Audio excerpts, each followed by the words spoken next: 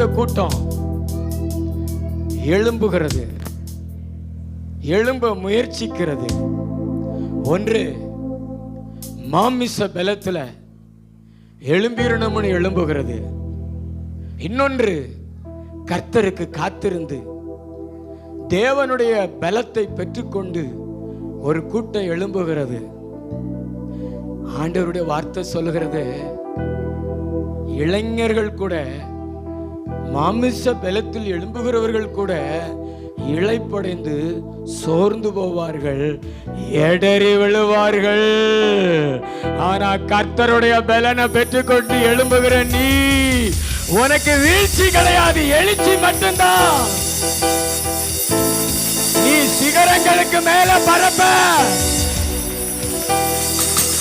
நீ உயரங்கள்ல பரப்ப. மகளே, மகனே, நீ உயரங்கள்ல பரப்ப. யாரு உன்னை எட்ட முடியாது, அண்ணாந்து பார்ப்பாங்க. அந்த அளவு தேவனுடைய பலன் உன்னை எழும்ப செய்ய. நீ பயப்படாத, உன் எதிர்காலத்தை குறித்து பயப்படாத, உன் வேலையை குறித்து பயப்படாத, உன் தொழிலை குறித்து பயப்படாத, உன் படிப்பை குறித்து பயப்படாத. என் பலன் உனக்கு உண்டு. புதிய பலன், புதிய பலன், புதிய பலன், புதிய பலன் உனக்கு உண்டு, உனக்கு உண்டு,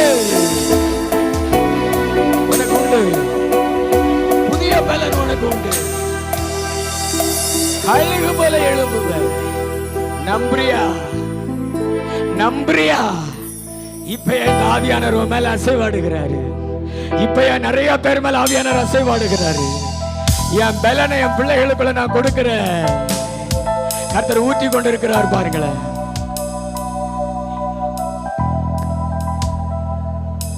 அந்நிய பாஷைகள் அப்படியே பேசுங்க. நிறைய பேரை நிரப்புகிறார். கர்த்தர் உன்னை பார்த்து சொல்றாரு, உனக்கு வீழ்ச்சி கிடையாது, உனக்கு எழுச்சி மட்டும்தான். ஏன்னா நீ பறக்கிறது என்னுடைய பலன் அல்லவா.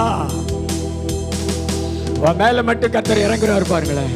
சில வாலிப பிள்ளைகள் மேல ஆண்டவர் இறங்குகிறாரு, சில வாலிபர்கள் மேல ஆண்டவர் இறங்குகிறாரு.